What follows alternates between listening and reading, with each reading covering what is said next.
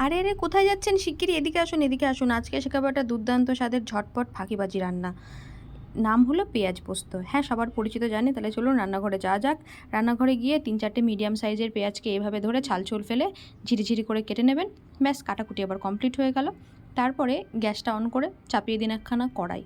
কড়াইটা বেশ গরম হয়ে গেলে তার মধ্যে দিয়ে দিন পরিমাণ মতো সর্ষের তেল। যেহেতু পোস্ত রান্না, তেল একটু বেশি চলেই। ব্যাস, এবার একটা শুকনো লঙ্কাকে দুখণ্ড করে দিয়ে দিলাম। তার মধ্যে দিয়ে দিলাম হাফ চা চামচ কালো জিরে। কালো জিরে গন্ধটা বেশ বেরিয়ে আসলে এবারে এর মধ্যে দিয়ে দেবো ঝিরিঝিরি করে কেটে রাখা পেঁয়াজটা। ব্যাস, পেঁয়াজ আমার দেওয়া হয়ে গেল। এবারে একটু নাড়াচাড়া করে দেবো। ভালো করে নাড়াচাড়া করে দেওয়ার পর এর মধ্যে দিয়ে দেবো হাফ চা চামচ লবণ এবং হাফ চা চামচ হলুদ গুঁড়ো। হলুদ গুঁড়ো দেওয়া হয়ে গেল। এবার এটাকে ভালো করে একটু মিক্স করে নিতে হবে। এবারে নাড়াচাড়া করে ভালো করে হলুদ লবণ মিশিয়ে দেওয়ার পরে এটাকে একটু ভাজা ভাজা হতে দেবো। ভাজা ভাজা হয়ে গেল।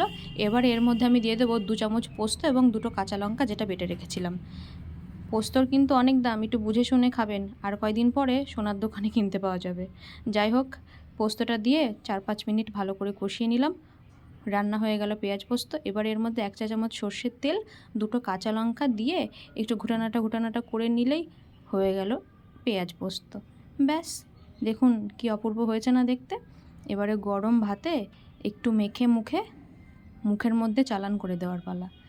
খেয়ে দেখবেন কেমন হয়েছে, পুরো অমৃত অমৃত। এক থালা ভাত এটা দিয়েই উঠে যাবে, অন্য কিছু লাগবে না।